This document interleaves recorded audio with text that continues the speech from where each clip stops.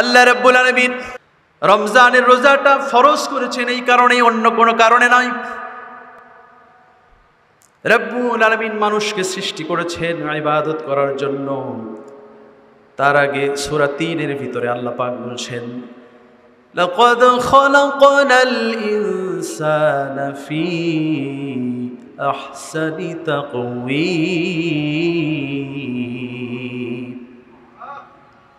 আল্লাহ রাব্বুল আলামিন বলছেন, আমি উত্তম, শ্রেষ্ঠ অবয়বে, শ্রেষ্ঠ আকৃতিতে, সৌন্দর্য দিয়ে আমি মানুষকে সৃষ্টি করেছি।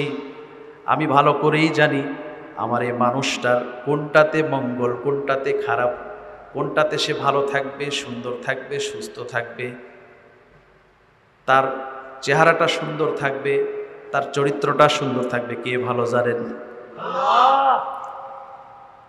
পৃথিবীতে আমরা দেখেছি, যদি বলেন মোবাইল কোম্পানি, যদি বলেন ল্যাপটপ, যদি বলেন এই মাইক্রোফোন, যদি বলেন ফ্রিজ, প্রত্যেকটা জিনিসের ভিতরে, কাভারের ভিতরে একটা বই থাকে, নোটবুক দেওয়া থাকে, থাকে কিনা? এই মোবাইলের বক্সের ভিতরেও একটা নোটবুক ছিল, ছোট্ট একটা বই। এটা কেমনে চালাবেন, কিভাবে চালাইলে এটা ভালো থাকবে, দেওয়া আছে কিনা? ওই কোম্পানির মালিকানা, ওই কোম্পানি যারা চালায় তারা এটা ভালো করে জানেন। এর বাইরে গেলে এই মোবাইলটা নষ্ট হয়ে যাবে, হ্যাং হয়ে যাবে, আরও অনেক কিছু হয়ে যেতে পারে। তো এই যে নিয়ম কানুনগুলো আল্লাহ পাক এই দেহযন্ত্রটা সৃষ্টি করেছেন, কিভাবে এটা ভালো থাকবে, সুন্দর থাকবে, এটা ভালো জানেন কে? কথা বলেন, কে ভালো জানেন? আল্লাহ পাক। যেহেতু আপনাকে আমাকে নফল রোজা দেওয়া হয়েছিল, সেগুলো আমরা ঠিকমতো পালন করি না, করার প্রয়োজনও মনে করি না। অভিভাবকের পক্ষ থেকে বলা হয়, খতিবের পক্ষ থেকে বলা হয়, ইমামের পক্ষ থেকে বলা হয়, আলেম ওলামার পক্ষ থেকে বলা হয়, মুরব্বীদের পক্ষ থেকে বলা হয়, আমাদের গায়ে লাগে না। খুবই দুঃখজনক ব্যাপার। নফল তো করি না, এই ফরজ রোজা, রমজান মাসের রোজা, এটাও কিন্তু আজকে আমাদের মুসলিম ঘরের সন্তানেরা পালন করছে। কোন পরিবারের 10 জন সদস্য দেখবেন 2 থেকে 3 জন, 4 জন যারা বয়সের ভারে নুয়ে পড়েছেন, বয়োবৃদ্ধ হয়েছেন, চাচা দাদা নানা হয়ে গেছেন। যেহেতু চামড়াটা ঢিল হয়ে গেছে, এই জন্য আল্লাহর সাথে মিলটা শুরু হয়ে গেছে। কথা কন না কেন? যুবকেরা বলে, আমরা তো যুবক, অনেক রক্ত, অনেক শক্তি, দরকার নেই, আগে বয়স হোক, বুড়ো হই, তারপরে করব। আরো কতজনের কত অভিযোগ, শরীর খারাপ লাগে, পেটে গ্যাস হবে, এই হলো সেই হলো, এই করে আর রোজা রাখে না। আরে ভাই, আপনি কি আপনার বডির ব্যাপারে বেশি সচেতন না আল্লাহ বেশি সচেতন? কথা বলেন না কেন? 11টা মাস তো জন্মের মতো খাইছেন, শুধু খাওয়া না, ভালো খাওয়াটা খাইলে তাও একটা কথা ছিল। আজ থেকে 40 বছর যদি আমি বলি যে আমার লাল ভাইয়ের আব্বাজি, আমার চাচাজি, ইনারা যে ফলমূলগুলো, খাবারগুলো খেয়েছেন, আজকে আমরা কি সেগুলো পাই? এই যে ইয়াং স্যাপ যেগুলো এত ভাবলে, হ্যাঁ রে, এক একজনের কাটিং আর পোশাক আশাক, 2 দিন পর পরই পোশাক আশাক, চুলের কাটিং, বাবার পুরনো স্যান্ডেল 3 বছর চলে যায়, কথা কয় না। ভাঙ্গা সাইকেল দিয়ে পুরো জীবন চলে যায়, কিন্তু ছেলের একটা হুন্ডা আছে, তারপরও বন্ধুর পাল্লায় পড়ে, ওটা চাই এবং চাই। কত দাম? বেশি দাম নয়, 2,30,000। এবং কত রকমের যে আমরা কি করি।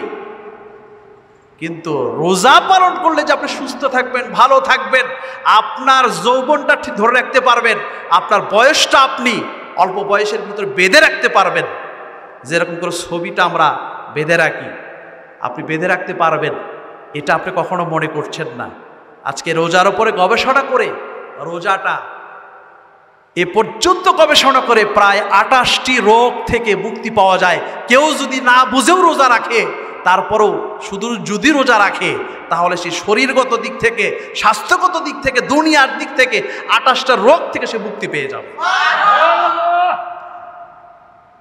সারা পৃথিবীতে অসংখ্য জায়গায়, অসংখ্য দেশে আজকে রোজার মাধ্যমে ক্লিনিক খোলা হয়েছে।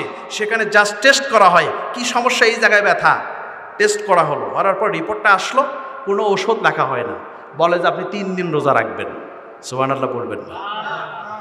পরিস্থিতি সেরকম হলে বলতে 5 দিন রোজা রাখবেন, 10 দিন রোজা রাখবেন। অন্যান্য ধর্মেও রোজা আছে,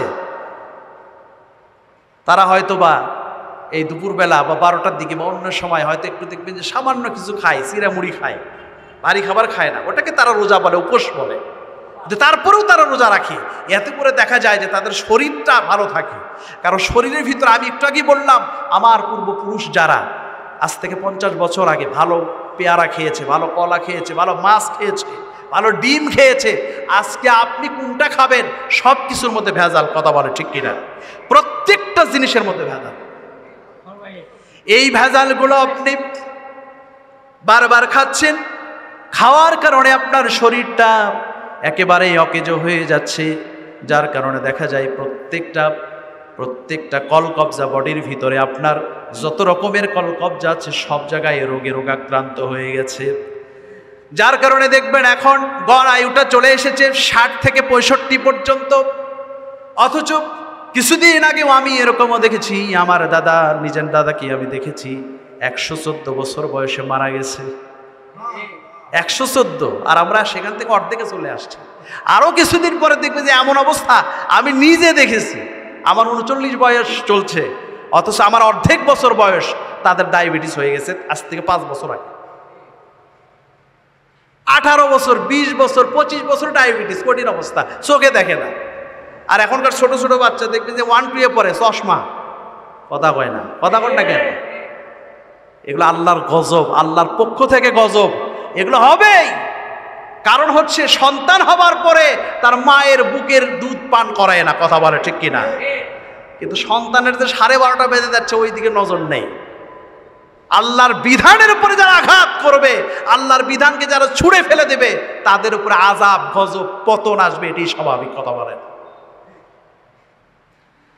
আল্লাহ রাব্বুল আলামিন দেখলেন নফল রোজা আমার বান্দারা রাখে না, যার কারণে যেহেতু এই বডিটা রাব্বুল আলামিন অনেক দরদ দিয়ে ভালোবেসে প্ল্যান করে, ফেরেশতারাও তো নিষেধ করেছিল। এই ওয়াজটা আপনারা জানেন, যখন আল্লাহ পাক আপনাকে আমাকে তৈরি করার জন্য ইচ্ছা করলেন, ফেরেশতাদেরকে একটু বললেন, কারণ আল্লাহর কারোর সাথে পরামর্শ করার দরকার নাই। দরকার আছে নাকি?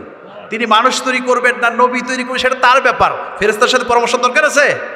জাস্ট শুধু একটু জানাইলেন, ইনফর্ম করলেন। ফেরেশতারা বলল যে কোনো দরকার নাই, আমরা কি ইবাদত করছি না? এই ঘটনা তো সবাই জানে। তারা একরকম বাধাই দিয়েছিল, বলছে, তারা আবার স্মরণ করে দিয়েছে আগেকার জিন জাতির কথা খেয়াল করুন, তারা মারামারি কাটাকাটি করতো, আপনি মানুষ তৈরি করবেন, এরা মারামারি কাটাকাটি করবে। আল্লাহ পাক বললেন যে আমি যা জানি তোমরা তা জানো। তো এক অর্থ তো দেখতেছি ফেরেশতাদের কথাও কিছুটা বাস্তবায়ন হচ্ছে। এখন তো আমরা মারামারি নেই ব্যস্ত, কথা হয় না। এই মার্কা সেই মার্কা, সরকারি দল বিরোধী দল, কি যে একটা পরিস্থিতি, মারামারি এখন আছে না নাই? কিন্তু এইটুকুই শেষ নয়, এর পরবর্তীতে এক সময় সারা পৃথিবীব্যাপী ইসলামের বিজয় হবে। তখন আর কোনো হানাহানি, মারামারি কিছুই থাকবে না। তখন দুঃখী তার হকটা বুঝে পাবে, একজন নারী তার হকটা বুঝে পাবে, একজন অসহায় ব্যক্তি তার হকটা বুঝে পাবে। একজন নারী রাত 3টা বেজে গেলেও হেঁটে চলে যাবে, তাও কেউ তাকে ডিস্টার্ব করবে না, হকটা নষ্ট করবে না। সেই দিনটাও আসবে কিয়ামতের আগে ইনশাআল্লাহ। ইমাম মাহাদি আসবে, দাজ্জাল ঝামেলা করবে, ইসলামের বিজয় সারা বিশ্বব্যাপী। এই কাফের গোষ্ঠী পরাজিত হওয়ার পরে আবারও মানুষ আরেকবার ইসলামের সুবাতাসে ধন্য হবে ইনশাআল্লাহ। কিন্তু আমরা এক অর্থে পোড়া কপাল, আমরা না পেলাম রাসূলের যুগ, না পেলাম ইমাম মাহাদি আর ঈসা আলাইহিস সালামের সময়। কথা বল না কেন? আমরা পড়ে গেছি মাঝখানের সময়, ভেজাল ফেতনার সময়। যাক, আমার এই সাইড কথা বলার ইচ্ছা ছিল না, আমি মূল আলোচনায় ফিরে আসছি। আল্লাহ পাক কেন রোজাটা ফরজ করলেন? আল্লাহ রাব্বুল আলামিন স্বাস্থ্যগত বিষয় ফরজ করে দিলেন। ইয়া আইয়ুহাল্লাযীনা আমানু কুতিবা আলাইকুমুস সিয়ামু কামা কুতিবা আলাল্লাযীনা মিন ক্বাবলিকুম লাআল্লাকুম তাত্তাকুন। আল্লাহ পাক বলছেন, আমি তোমাদের উপর রোজাটা ফরজ করে দিয়েছি, তোমাদের পূর্ববর্তীদের উপরেও আমি রোজা ফরজ করে দিয়েছিলাম, যেন তোমরা তাকওয়াবান হতে পারো, মুত্তাকি হতে পারো। এই জন্য আমি রোজাটা ফরজ করে দিয়েছি, সুবহানাল্লাহ বলেন। রোজাটা আরেকটা কারণে ফরজ এই জন্য করেছি, যেহেতু নফল রোজা আমরা রাখি নাই। বিজ্ঞান, ডাক্তার, চিকিৎসা জগৎ এই পর্যন্ত পরীক্ষা তারা করে দেখেছে, 11টা মাস 12টা মাস তারা বিভিন্ন ভেজাল জিনিসগুলো খাওয়ার কারণে শরীরে বিভিন্ন জায়গায়, কোষের ভিতরে, কলকবজার ভিতরে আপনার বিভিন্ন বিষাক্ত জিনিস যেটা শরীরের জন্য ক্ষতিকর, সেই জিনিসগুলো বিভিন্ন জায়গায় দানা বেঁধেছে, বিভিন্ন পয়েন্টে পয়েন্টে তারা বাসা বেঁধেছে, যার কারণে আপনি রোগাক্রান্ত, যার কারণে শরীরটা আর চলে না। বিজ্ঞান পরীক্ষা করে দেখেছে, কোনো ব্যক্তি যদি রোজা রাখে কমপক্ষে সেগুলো রোগের নামও আপনি জানেন না, 28টি রোগের এমনি এমনি আপনি সুফল পাবেন, চিকিৎসা পেয়ে যাবেন। 28টি রোগের চিকিৎসা আপনি পেয়ে যাবেন। তাহলে চিন্তা করেন, রোজা রাখলে আপনি শারীরিকভাবে আপনার ভিতরে যত পয়জন ঢুকে গেছে, আপনার ভিতরে যত রকম ভেজাল ঢুকে গেছে, এই যে ফরমালিন যেটা বলেন, এগুলো এমনি পার পেয়েছে, সুবহানাল্লাহ বলবেন না? এরপর আসেন তাকওয়ার ব্যাপারটা। আমি বলছি পূর্ববর্তীদের উপরেও এটা ফরজ করা হয়েছিল, তখন হয়তো এত ভেজাল খাবার ছিল না, এত খারাপ, এত দুর্নীতিবাজ লোক তখন ছিল না, যার কারণে কেউ ভেজাল দেয় নাই। কিন্তু ওই সময় রোজাটা ফরজ ছিল, কারণ কি? তাকওয়া অর্জনের জন্য। কেমন রোজা ফরজ ছিল? আমি যদি বলি হযরত দাউদ আলাইহিস সালামের কথা, তিনি একদিন রোজা রাখতেন আর একদিন বিশ্রাম নিতেন, এরকম করে 6 মাস রোজা রাখতেন, 6 মাস বিশ্রাম নিতেন, সুবহানাল্লাহ বলেন। এই জন্য এক সাহাবী এসে জিজ্ঞেস করি, ইয়া রাসূলুল্লাহ, আমি অনেক রোজা রাখতে পারবো, আমার শরীর ভালো। বলতেছে না, তুমি এই নির্দিষ্ট দিনেই রোজা রাখো। বলছে না, আমি আরও পারবো। তখন তিনি বললেন যে তুমি হযরতে দাউদ আলাইহিস সালামকে ফলো করো, তার মতো করে তুমি রোজা রাখো, সুবহানাল্লাহ। তাহলে বোঝা যায় যে আসল পূর্ববর্তী নবী এবং আরও ইব্রাহিম আলাইহিস সালাম বলেন, এবং প্রত্যেকটা নবী, ঈসা আলাইহিস সালাম, ইয়াহইয়া আলাইহিস সালাম থেকে শুরু করে প্রত্যেকটা নবীর উপর রোজা ছিল। তবে তাদের রোজার ধরনটা কেমন ছিল, পরিধিটা কেমন ছিল, কতটা ছিল, এটা পাওয়া যায় না। ইবনে কাসির তাফসীর কুরতুবীর মধ্যে আসছে কমপক্ষে 3টা রোজা তারা করেছেন, সুবহানাল্লাহ বলেন। তাহলে বোঝা গেল পূর্ববর্তীদের উপর রোজা আর আপনার আমার উপর রোজা। লাআল্লাকুম তাত্তাকুন, ইয়া আইয়ুহাল্লাযীনা আমানু কুতিবা আলাইকুমুস সিয়াম কামা কুতিবা আলাল লাযীনা মিন ক্বাবলিকুম লাআল্লাকুম তাত্তাকুন, যেন আপনি আমি মুত্তাকি হতে পারি। কিন্তু চিত্রটা ভিন্ন দেখা যায়। আমাদের সমাজের ভিতরে এমন অনেক মানুষ আছে যাদের বয়স 60 বছর, যাদের বয়স 70 বছর, খেলাধুলার 10 বছর বাদ দিলাম, যদিও আমি বাদ দেওয়ার কেউ নাই, 7 বছর বয়স থেকে রোজা রাখার ব্যাপারে তাগিদ আছে।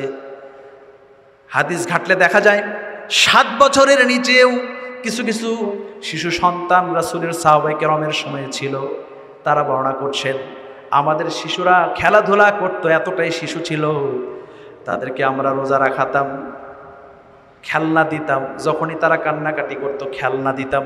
তারপরে রোজা রাখার অভ্যাসটা ছোট থেকেই করতে হয়।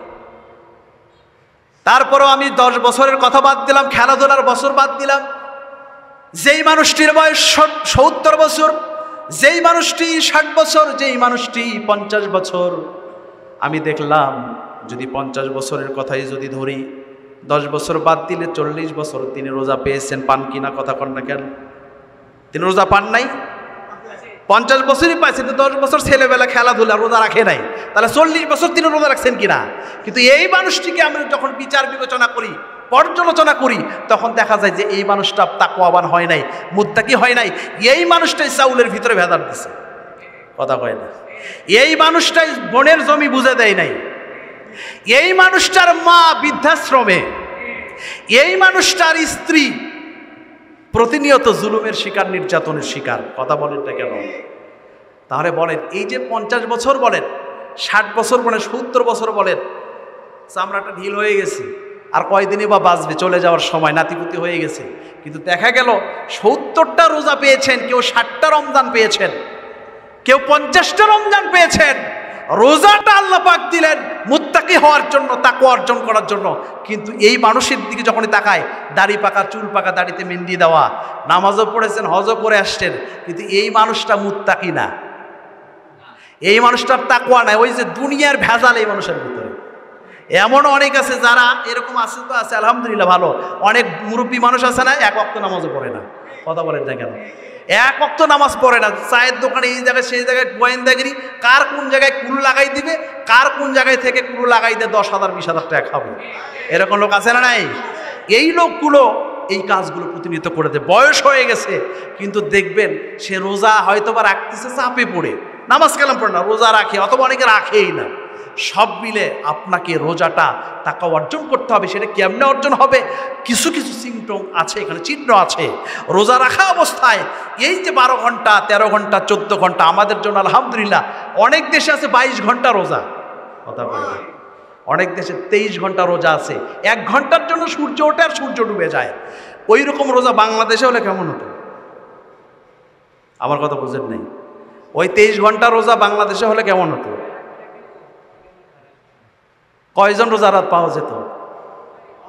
হয়তো এরকম হতো যে মসজিদের ইমাম আর খতিব আর সভাপতি সেক্রেটারি আর যেনারা আল্লাহর ঘর খুঁজে বেড়ে আসছেন, হাজি সাহেব, 2-4-5 জন ছাড়া আর মনে হয় এই 23 ঘন্টার রোজাদার পাওয়া যেত না, 18 ঘন্টার রোজাদার পাওয়া যেত না। তা আমাদের সৌভাগ্য 12 থেকে 13 ঘন্টার রোজা, তারপরে তো ইফতার, কথা বলেন না কেন? তাহলে দেখেন এই যে এত অল্প সময়ের ভিতরে এই যে রোজাটা, এই রোজা রাখা অবস্থায় আপনার জন্য বৈধ স্ত্রী, আপনি কিন্তু তার কাছে যান না, মেলামেশা করেন নাকি? আপনার স্ত্রীকে আপনার জন্য হারাম, কথা বলেন না কেন? ফ্রিজের ভিতরে বৈধ হালাল খাবার আছে, পেয়ারা আছে, আপেল আছে, আপনি কি খান নাকি?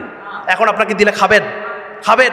তাহলে চিন্তা করেন, আপনি এই 12 ঘন্টা 14 ঘন্টার ভিতরে বৈধ জিনিস যেটা খাওয়া যাবে সেটাই আপনি খান না। আচ্ছা, অবৈধ জিনিস দিলে কি খাবেন নাকি?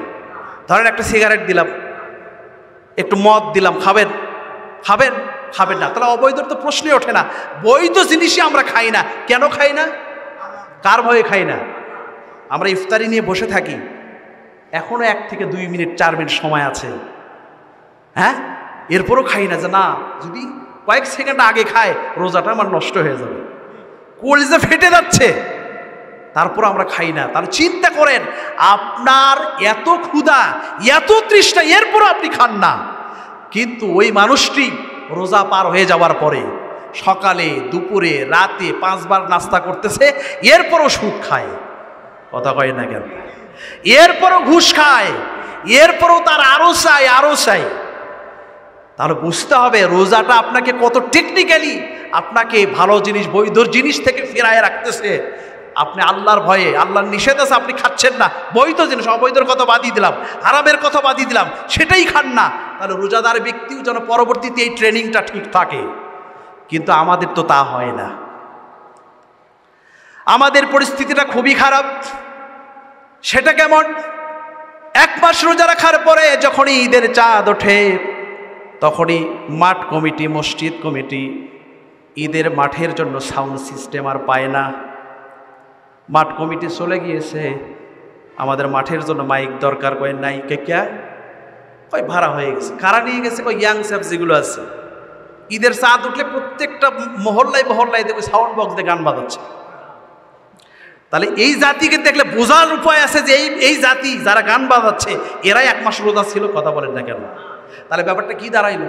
কি দাঁড়াইলো? আমরা এবার রোজার ভিতরে পয়লা বৈশাখ দেখেছি, লাভটা কি হয়েছে?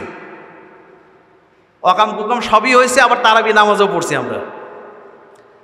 এতে মোবাইল দেখছেন না, এই মোবাইলের ব্যাটারি যখন নষ্ট হয়ে যায়, কি হয়ে যায়? নষ্ট হয়ে যায়। 5 ঘন্টা চার্জ দেওয়ার পরে দেখবেন যে 90% চার্জ হচ্ছে। কয় পার্সেন্ট? কিছুক্ষণ ব্যবহার করবেন, 5 মিনিট, দেখবেন যে চলে আসছে 18%। এরপরে আর 1 মিনিট ব্যবহার করে বন্ধ। তাহলে কি এই ব্যাটারি কি ভালো? নষ্ট। আমাদের ইমানটাও হয়ে গেছে নষ্ট। 1 মাস ধরে চার্জ দেওয়া হচ্ছে, ইফতার, সাহারি, রোজা, তারাবি, এটা সেটা আপনি করছেন, ঠিক যখনই চাঁদটা উঠলো শেষ, মনে হয় না যে এই মানুষগুলো রোজা ছিল 1 মাস, কথা কর না কেন? আমাদের পরিস্থিতিটা হচ্ছে এরকম। এটার কারণটাকে, এই কারণটা বলেই আমি শেষ করব, যেহেতু আমার সময় একেবারে শেষ, 2-1 মিনিট সময় আছে। আল্লাহ পাক এই রমজান মাসে তাকওয়া অর্জনের জন্য আপনার ভিতরে যেহেতু তাকওয়া নাই, আল্লাহ পাক চিকিৎসক হিসেবে চিকিৎসা করেছেন, 2টা ঔষধ লিখেছিলেন, কিন্তু আপনি একটা ওষুধ গ্রহণ করেছেন। আপনারা রোজা রেখেছেন কিন্তু আরেকটা জিনিস নেন নাই। বলেন তো, ডাক্তার 2টা ওষুধ লেখলো, একটা খাইলে আর একটা খাইলেন না, রোগটা ভালো হওয়ার আশা আছে? পণ্ডিতগিরি করলে কি আশা আছে? নাই। আল্লাহ পাক এই রমজানে দুইটা জিনিস, বড় ধরনের দুইটা জিনিস দিয়েছিলেন। অনেক জিনিসই দিয়েছেন, কিন্তু আমি বলবো প্রধানতম দুইটা জিনিস, একটা হচ্ছে রোজা আর একটা হচ্ছে কোরআন দিয়েছিলেন। সুবহানাল্লাহ বলেন। শাহরু রমাদানাল্লাযী উনজিলা ফীহিল কুরআন হুদাল লিন-নাসি ওয়া বাইয়িনাতিম মিনাল হুদা ওয়াল ফুরকান। রমজান মাসে কোরআন নাজিল হয়েছে যেন আপনি হেদায়েত পেতে পারেন, মুত্তাকি হতে পারেন। কোরআনটা নাজিল করা হলো, রমজান মাসে রোজাটাও দেওয়া হলো, কিন্তু আপনি শুধু রোজায় রাখলেন, সারাটা রোজা চলে গেল, আপনি কোরআন পড়েন নাই। এখানে যেই কয়জন মানুষ বসে আছেন বলেন তো কয়জন কোরআন পড়েছেন? কয়জন? 2 জন, 3 জন। আসেন, আরো আছে, শেষ হয় নাই। তাহলে এতগুলো মানুষের মধ্যে 3 জন কোরআন পড়েছেন। এরপরে আসেন, আমাদের ভাষাটা বাংলা, আরবির আমরা মহাপণ্ডিত না, যার কারণে আরবি কোরআন পড়লে আমরা কিন্তু বুঝবো না। ওই ফিলিংস, ওই চেতনা, ওই অনুভূতি, ওই আবেগ আমাদের ভিতর আসবে না। তাফসির, ব্যাখ্যা, টিকা, টিপ্পনী, শানে নুজুল সহ কয়জন পড়েছেন? কোরআনটা ব্যাখ্যা কয়জন পড়েছেন বলেন? আমার কথা বোঝেন নাই? বোঝেন নাই? কোরআনটা তাফসির কয়জন পড়েছেন? দেখেন, তাহলে বোঝা গেল যে কোরআনটা আমাদের নাজিল করা হয়েছে, আমরা হয়তো রিডিং করেছি, নফল ইবাদত হয়েছে, বৃথা যায় নাই। কিন্তু কোরআনটা বোঝার জন্য আপনি যদি বুঝে পড়তেন, সুদের আয়াতগুলো, ঘুষের আয়াতগুলো, খতম তারাবি হলো, যেই কোরআনের ভিতরে পুরো সমাজটা, ব্যক্তি, সমাজ, পারিবারিক সব কিছু দেওয়া আছে, ব্যবসা নীতি, আপনি যদি পুরোটা যদি আপনি পড়তেন, তাহলে আপনি কোনটা করতে হবে, কোনটা বাদ দিতে হবে, কোনটা হারাম, কোনটা হালাল, আপনি বুঝতে পারতেন, সেভাবে আমল করতে পারতেন। তখনই আপনার ভিতরে তাকওয়া অর্জন হতো, তখনই আপনি মুত্তাকি হতেন, আল্লাহর প্রিয় বান্দা হতেন। তাহলে বোঝা গেল দুইটা ঔষধ আল্লাহ পাক দিয়েছেন, কোরআন, রোজা। আমরা শুধু রোজাটা রেখেছি, এর কোরআনটা পড়ি নাই। এর মধ্যেও আরেকটা মিনিট কথা বলি, সেটা হচ্ছে এই রোজা রাখা অবস্থায় আরো কিছু নিষেধ ছিল। গীবত করা যাবে না, করছি কিনা? মিথ্যা কথা বলা যাবে না, বলছি কিনা? কথা বলেন না কেন? তারপর রোজা রেখে খারাপ কিছু দেখা যাবে না, দেখছি কিনা? কয় সময় কাটে না হুজুর, সেই জন্য একটু 3 ঘন্টার একটা সিনেমা দেখছি। রোজা হবে? রোজা হবে? রোজাটা কিন্তু আরো দুর্বল করে ফেলে দিচ্ছে। তাকওয়া উঠবে কোত্থেকে? তাকওয়াটা হবে কোত্থেকে? এই জায়গাতেই প্রবলেম। এই জন্য কবি অনেক সুন্দর করে বলেছেন, মিথ্যা বলা ছাড়লো না যে, সত্য বলতে পারলো না যে, মিথ্যা বলা ছাড়লো না যে, সত্য বলতে পারলো না যে, কি লাভ বলো রোজা রেখে তার, সারাটা দিন রোজাদারের মতো ভান করার, সারাটা দিন রোজাদারের মতো ভান করার। আল্লাহ পাক আমাদেরকে এই বাকি রমজানের আর কয়েকটা দিন আছে, 7-8টা রোজা আছে, এই রোজাগুলো ভালোভাবে আমল করার সুযোগ করে দিন।